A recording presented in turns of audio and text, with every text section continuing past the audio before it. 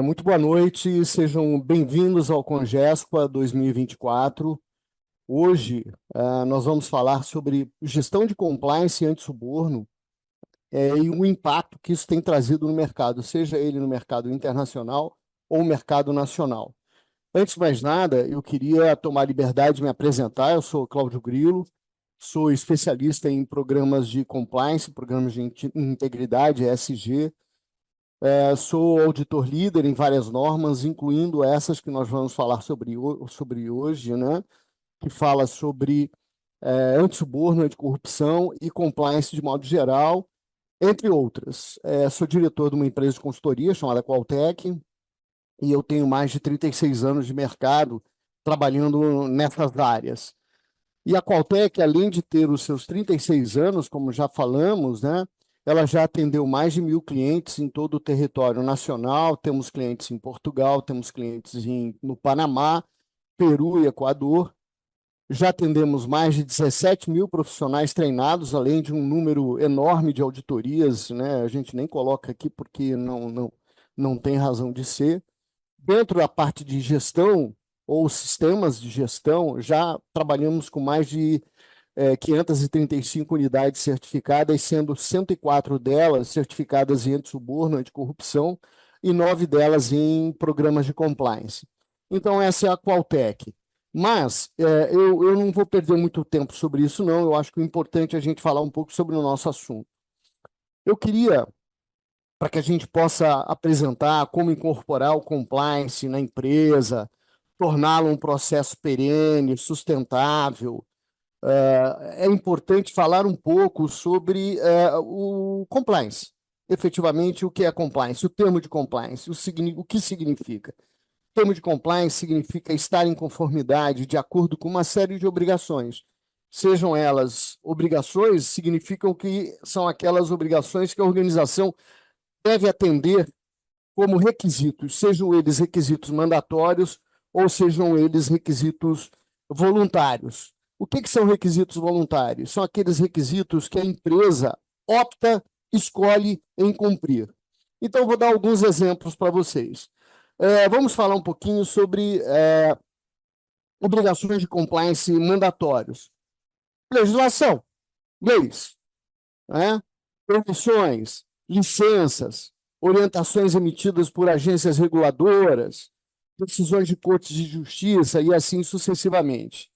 Existem também aquelas obrigações de compliance que são ligadas a um processo voluntário. Então, vou dar um exemplo aqui para vocês o que é um processo voluntário, uma obrigação de compliance onde eu, organização, voluntariamente escolhi atender. Por exemplo, acordos com grupos comunitários, acordos com autoridades públicas, atendimento a requisitos, políticas, procedimentos que vocês escreveram dentro da organização.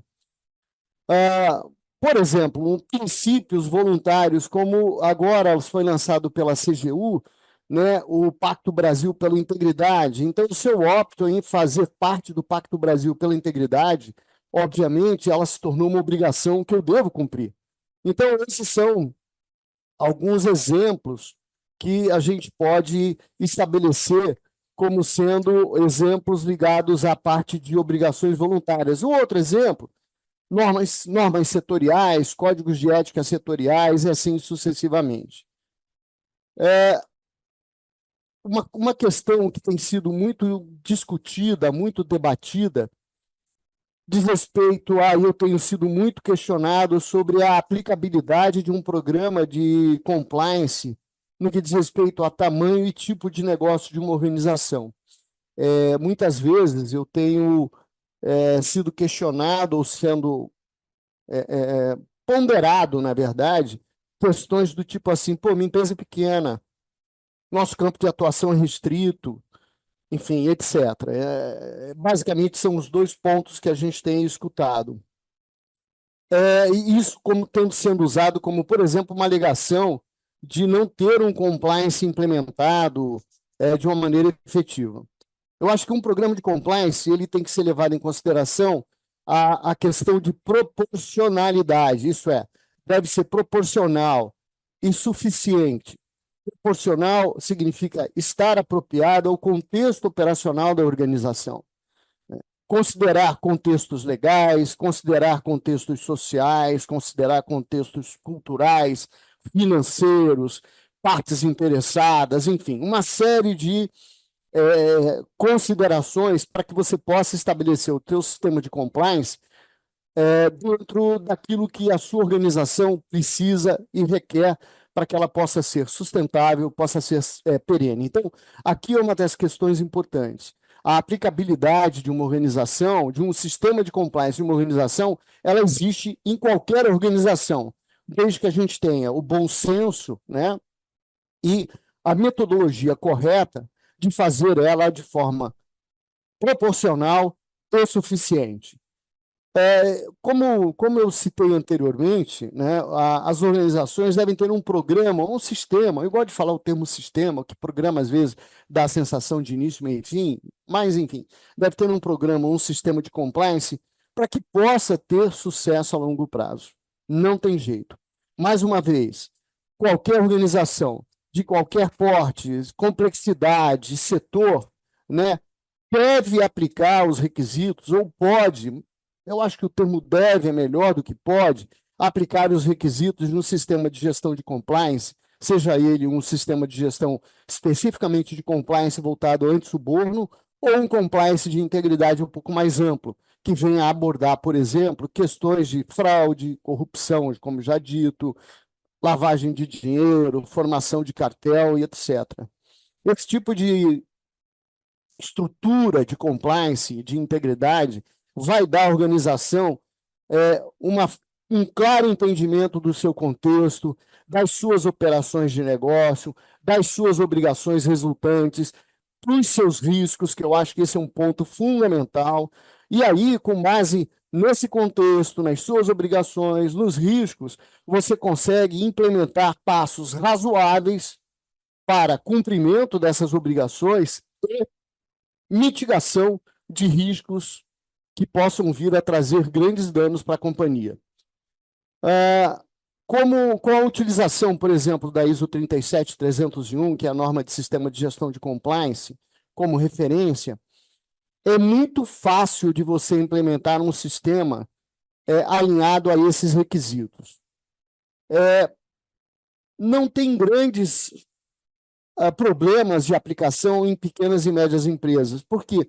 Porque as pequenas e médias empresas têm talvez um grau de complexidade menor do que as grandes empresas.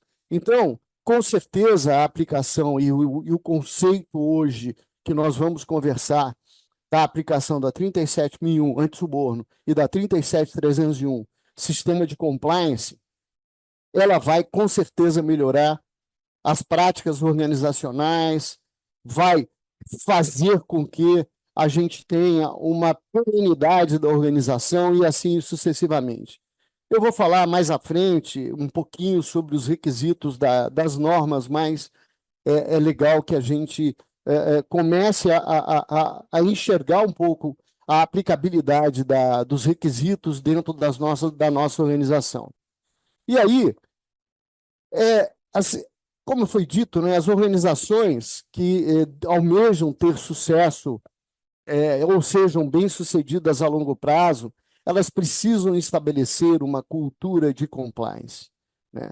Essa é a grande meta, é o resultado final que se busca numa integração, numa implantação, perdão, de um sistema de compliance dentro de uma organização.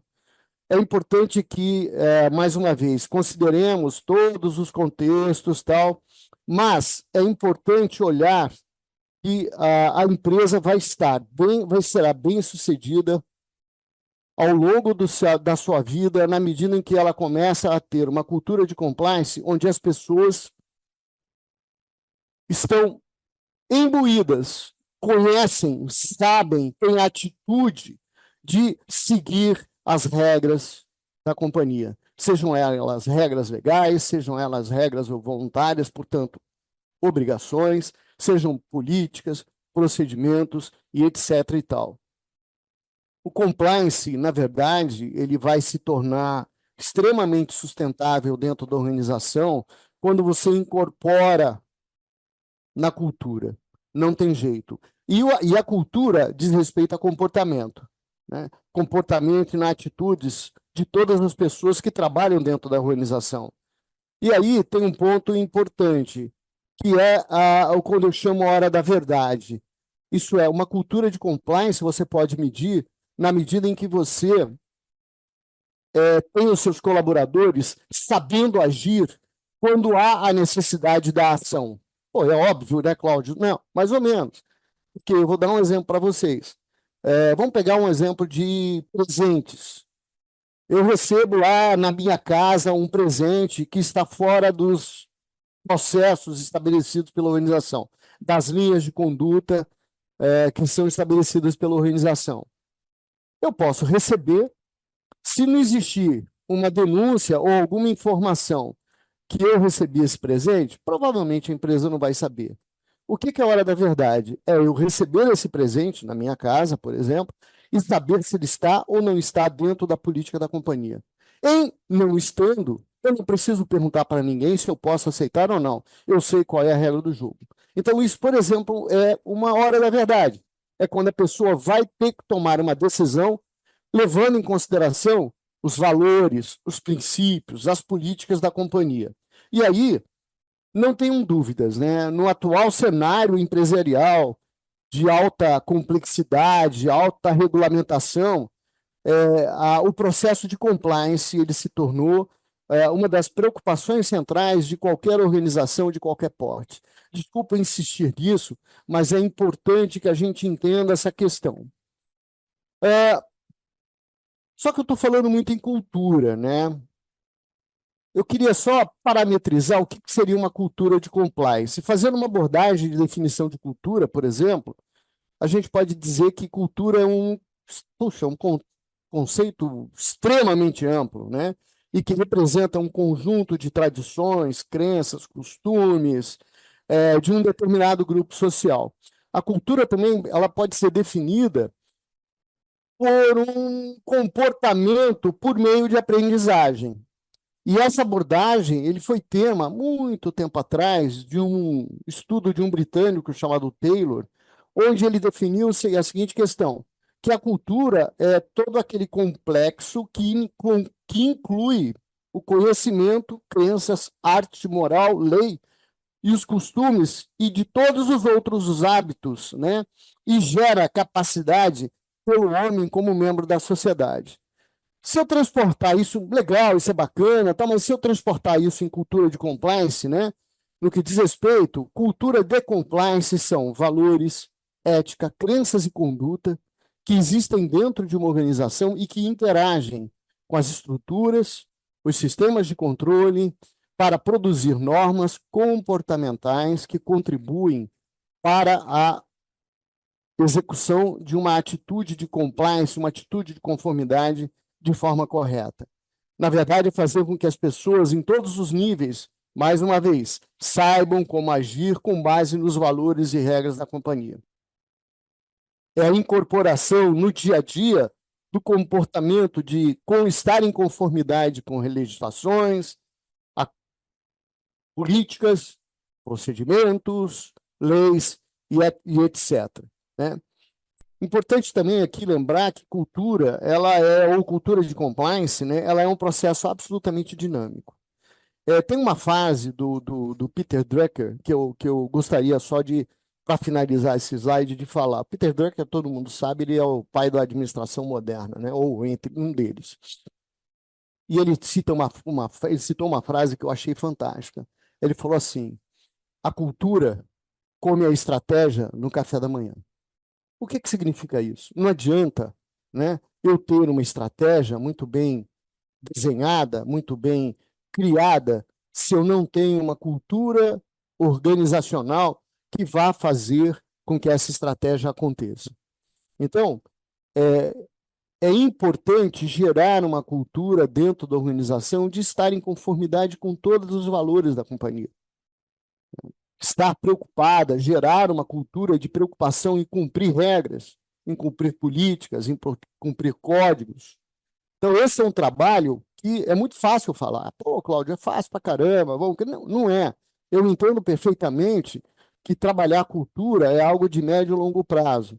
Mas é fundamental que nós tenhamos em mente que o processo cultural de aprendizado, de desenvolvimento, do conceito de atender obrigações, sejam elas mandatórias ou não, é fundamental para que a gente tenha a estratégia da companhia sendo executada de uma maneira correta. Então, trabalhar a cultura, trabalhar mecanismos de fortalecimento de cultura, eles são fundamental para que a gente tenha sucesso a longo prazo.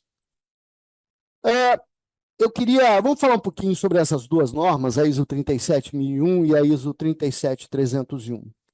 Enquanto que a ISO 37001, ela tem como foco corrupção, suborno, a ISO 37301, ela tem uma visão de uma aplicação de um programa, e eu vou falar aqui de um programa de integridade, né? Um pouco mais abrangente. Além de corrupção, além de suborno, né? A gente vai falar sobre qualquer tipo de ilícito relacionado à integridade, como fraude, lavagem de dinheiro. Deixa eu abrir um espaço aqui. Quando eu uso a 37301, Sistema de Gestão de Compliance, ela não é somente aplicável à integridade. Eu posso, por exemplo, aplicar essa mesma metodologia, esse mesmo requisito, a outros requisitos de compliance. Exemplo, eu sou uma empresa altamente regulada, por exemplo, indústria farmacêutica. Eu posso utilizar a 37301 para fortalecer o meu processo de regulatório, de cumprimento de obrigações regulatórias. Eu sou, por exemplo, uma empresa que lida com processos de licitação pública ou com concessões públicas, e lá existem vários requisitos regulatórios que eu tenho que cumprir. Então, aqui, a 37301, ela não fica limitada exclusivamente à integridade, mas ela pode ser aplicável no seu conceito, na sua estrutura, nos seus requisitos, a qualquer tipo de integridade. Integridade financeira, integridade tributária, integridade de recursos humanos ou sociais, integridade de LGPD, integridade digital, e assim sucessivamente. Mas, enfim, voltando ao caso da relação 37001 anti-suborno com a 37301, que fala sobre compliance de integridade, é importante deixar claro, e vocês podem dar uma olhada nessa figura, que a anti-suborno, ela se encaixa 100% dentro da 37301 quando eu faço a opção de integridade. Então, ambas as normas, elas são muito claras no que diz respeito aos seus requisitos. E é importante que você possa implantar, caso eu queira, a 37301 junto com a 37001. Isso está acontecendo no mercado. Isso tem acontecido no mercado. E aí, ela pode vir a ser certificada. Acabou. Eu acho que a gente pode, nesse caso, optar em certificar ou não por uma questão estratégica, mas é importante que a gente divida os requisitos tanto da 37301 quanto da 37001 em dois grandes blocos. O primeiro bloco diz respeito à gestão, mecanismos de gestão. E o segundo grande bloco diz respeito a mecanismos de operação, especificamente no que diz respeito a mitigações de riscos de corrupção, suborno, fraude, lavagem de dinheiro e assim sucessivamente. Eu acho que é importante essa questão. Eu acho também que fala, pô, Cláudio, mas só tem essa opção? Não, não, não, não, não. Existem outras opções. Eu entendo que a 37301 e a 37001, elas são absolutamente aplicáveis a qualquer organização e para qualquer sistema de integridade, por exemplo, que é o nosso tema. Mas eu posso incluir, e isso tem acontecido, por exemplo, quando nós fazemos a consultoria nas empresas, de solicitar um incremento de requisitos, tanto da 301 quanto da 37001, com relação a outros parâmetros de integridade. Então, por exemplo, a gente pode utilizar o artigo 57 do Decreto 11.129, O decreto 11.129, ele faz a regulamentação da lei 12.846. E esse artigo, o artigo 57, define a avaliação a ser feita num programa de integridade quando, obviamente, há um processo de aplicação de sanções quando eu descumpro a 12.846. Então, ali tem quais são algumas informações importantes que eu posso acrescentar dentro do meu sistema de integridade com base nas duas normas. Eu posso também incluir os requisitos do Proética. Eu posso também incluir agora, mais recentemente, os parâmetros do Pacto Brasil pela Integridade. Então, depende muito da estratégia da organização no que ela quer, no que diz respeito à robustez do seu sistema de integridade. Então, nós temos clientes que estão buscando a médio prazo o reconhecimento pelo Proética. Então, a gente já usa, e usa 37.301, usa 37.001 como base e utilizamos requisitos específicos do Proética dentro dos requisitos das duas normas. E aí, ao longo do tempo, eu vou me preparando para buscar outros reconhecimentos, por exemplo. É legal essa questão, porque a 37.301 a 37.001, ela não define, né, como fazer. Ela define o que você vai fazer, o que você deve fazer. Então, vou dar um exemplo para vocês. Você deve obter compromissos anti-suborno por parte dos seus parceiros de negócio. Acabou.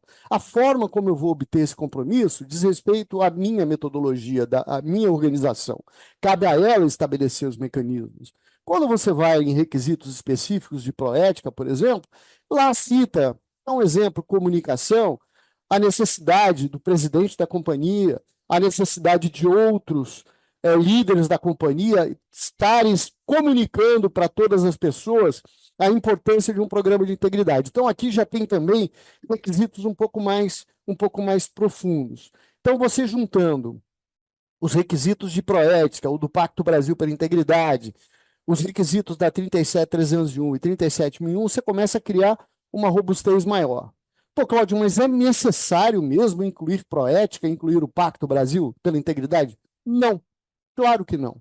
Então, mais uma vez, a percepção de ser apropriado e ser suficiente é o tom que nós temos que levar na implantação de um sistema de integridade. Não tem uma outra questão.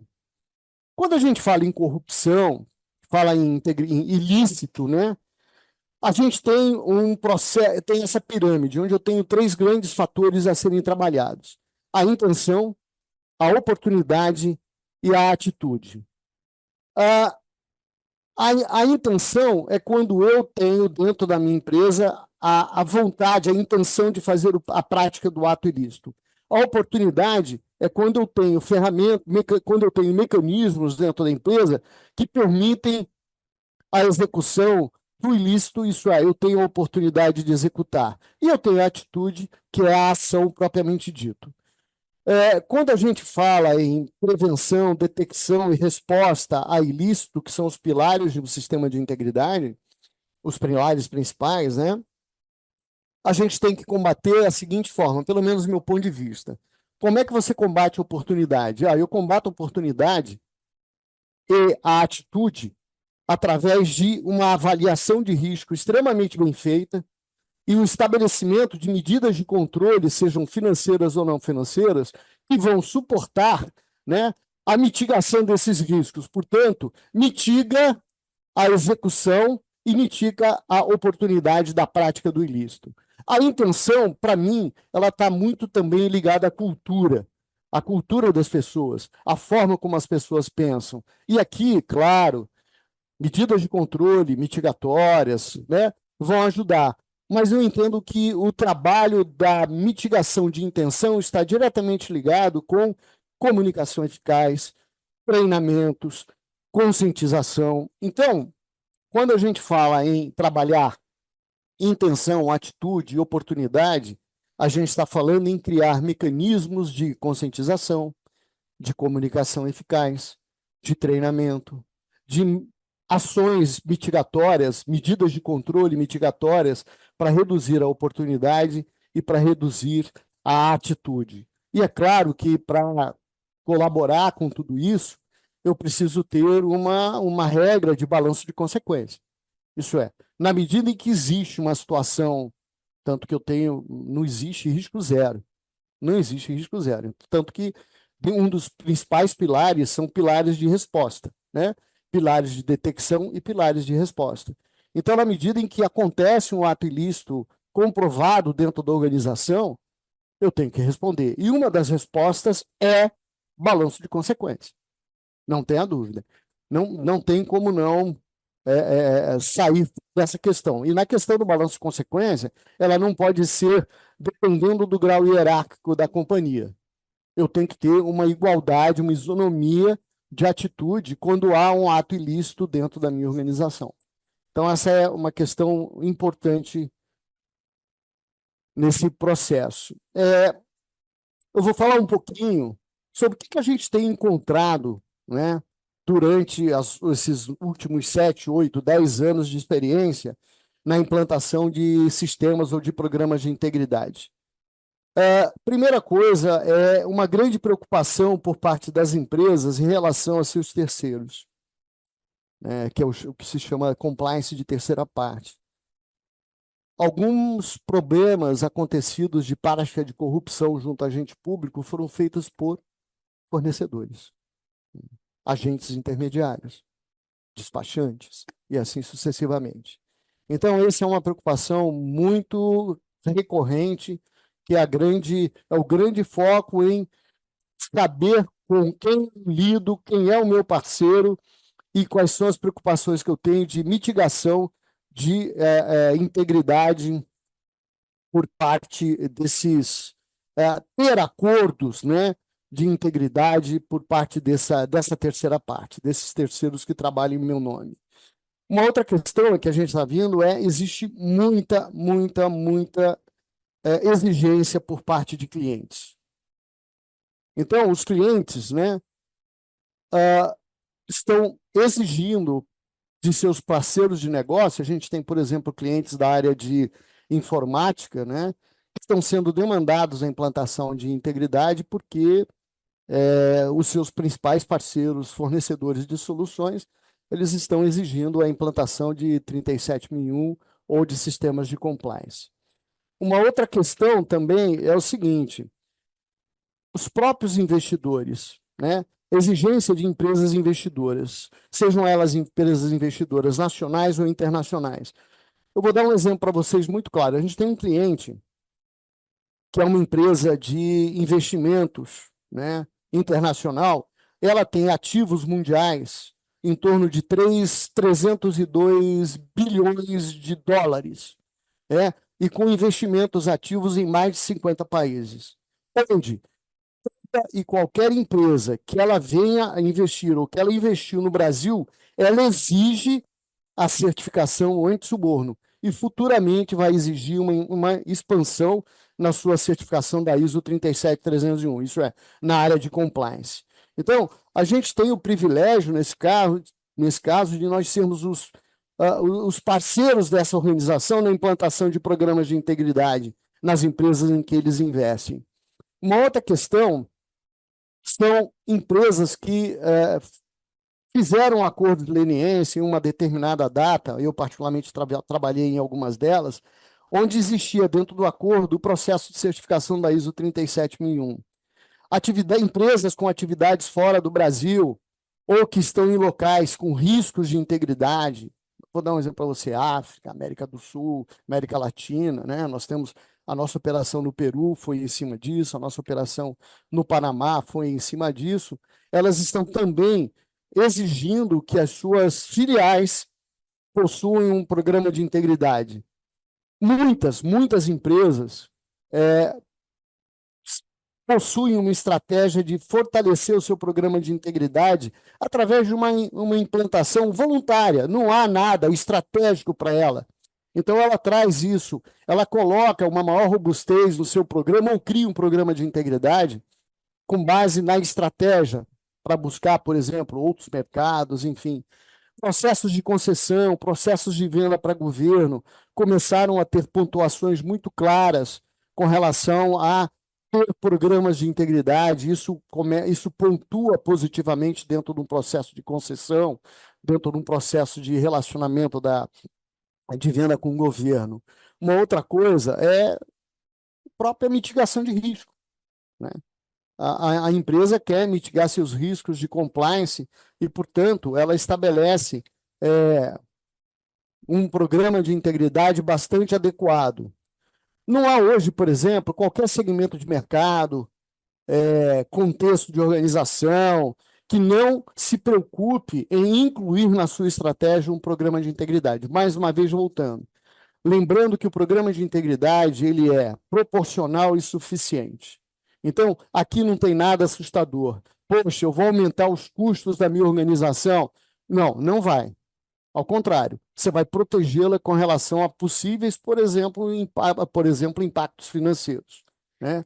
Então, é importante que a organização encontre dentro do seu programa de integridade um conteúdo que seja adequado, possa trazer a tranquilidade em suas operações e que, ao mesmo tempo, também não dificulte a operação, porque essa é uma grande preocupação.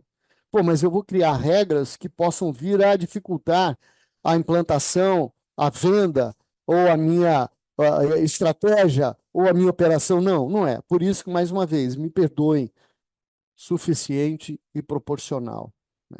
Não significa o suficiente e proporcional como sendo algo abaixo daquilo que a empresa precisa, mas também não é acima daquilo que a empresa precisa, né? É a dose certa do remédio. Eu acho que esse é um ponto fundamental. Só para terminar, e já falei várias vezes, me perdoem, né? Um programa de integridade ele é suporte à execução de uma estratégia bem sucedida, na medida em que ele traz cultura de integridade, cultura de cumprir as suas obrigações, sejam elas legais, sejam elas voluntárias, sejam códigos de conduta, sejam procedimentos e políticas da própria empresa. Eu acho que esse é o grande fator, como já falamos anteriormente.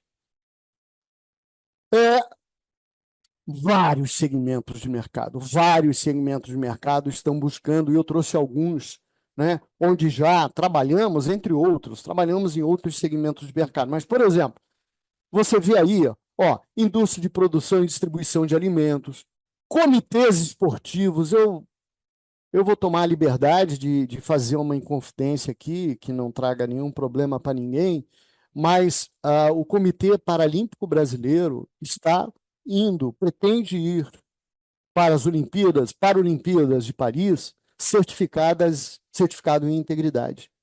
Vai ser provavelmente o primeiro comitê mundial com uma certificação anti-suborno, anticorrupção e de compliance de integridade. E para nós é uma honra estar trabalhando com eles. Então, temos fundações, fundação de ensino e pesquisa, construtoras, mineradoras, empresas de investimento, como eu falei, indústrias farmacêuticas, empresas de varejo, escritórios de advocacia, e-commerce, portos e aeroportos, enfim.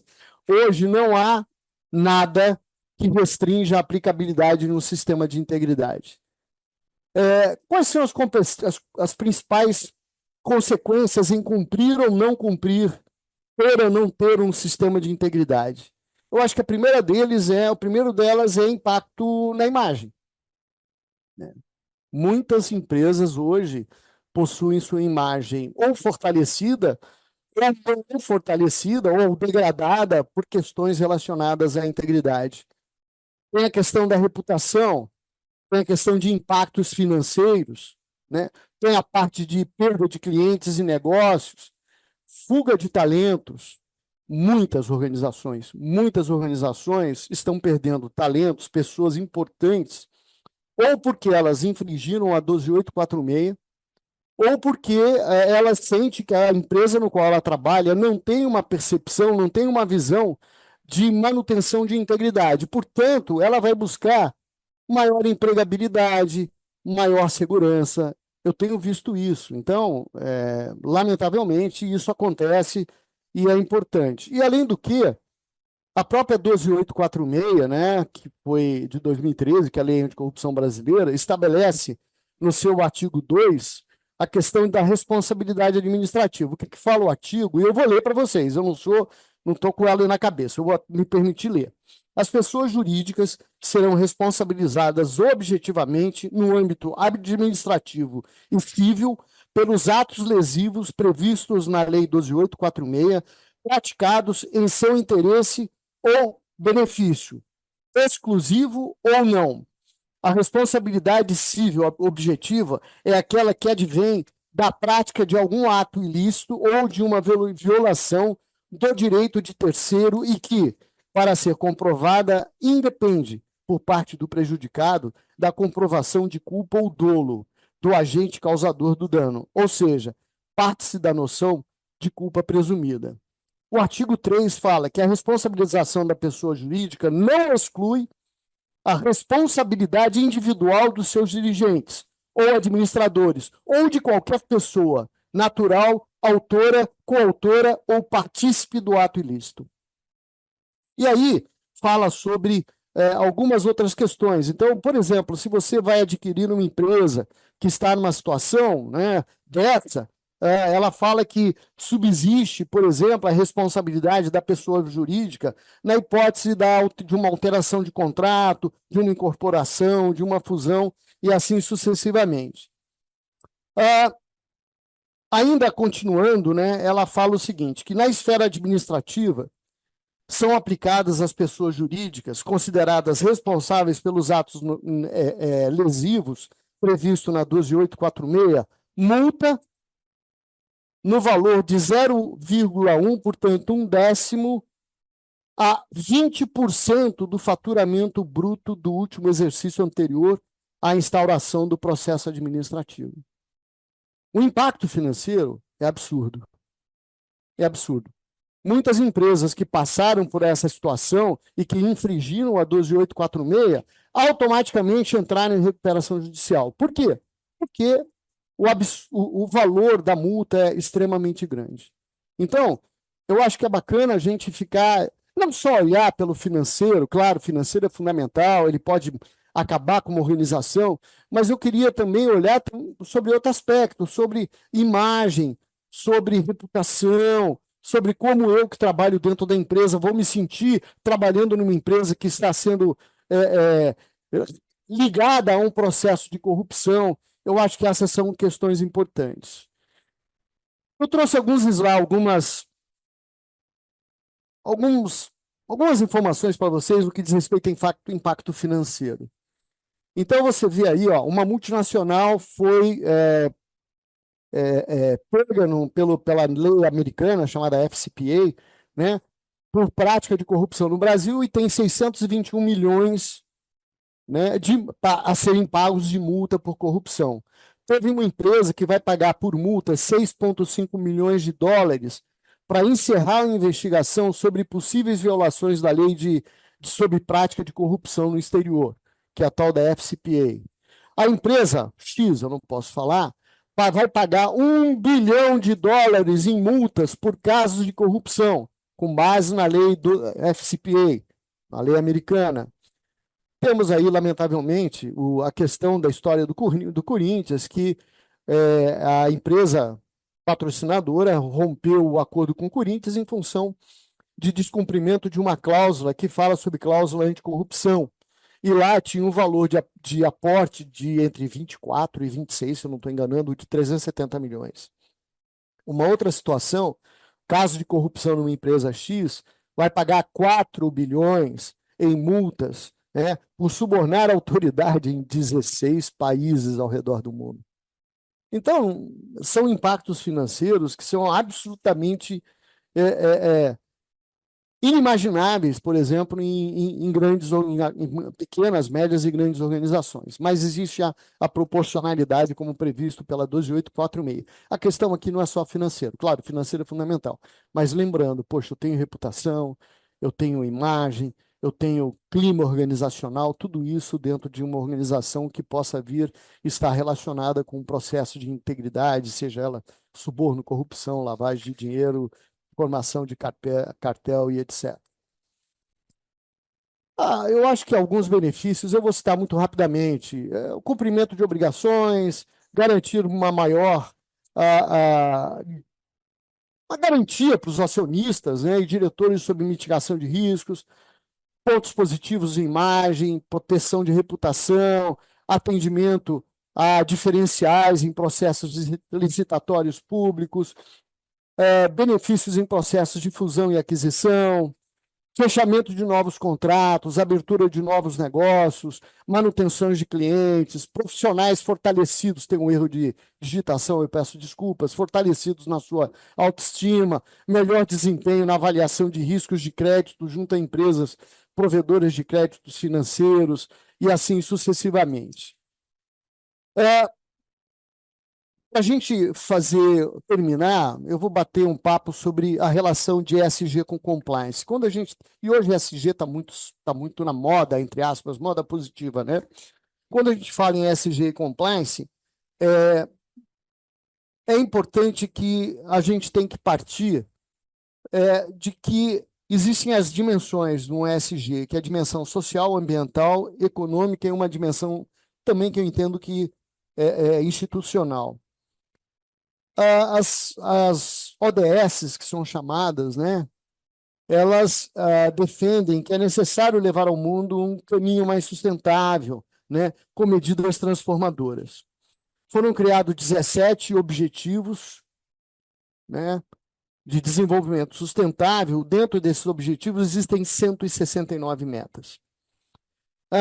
É importante que a gente entenda que há uma relação direta entre o nosso sistema de integridade, está lá no G do ESG, né, e as atividades relacionadas à ISO 37001.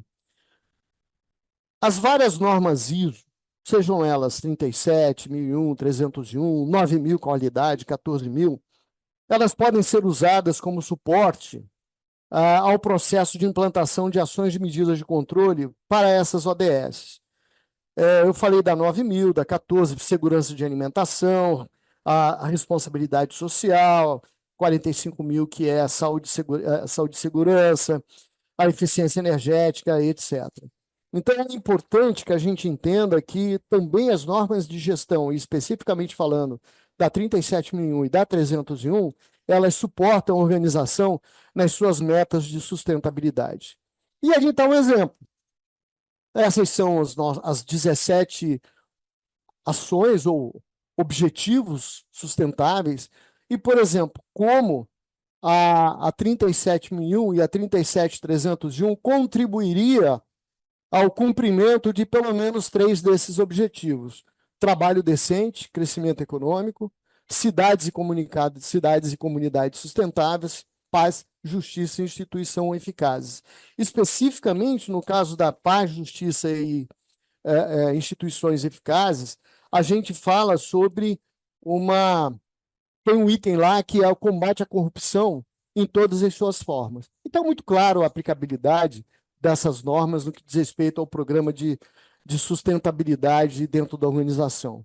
E, finalmente, se eu não sei se ainda perdura a dúvida de vocês, tem a questão realmente aplicável a qualquer organização, né?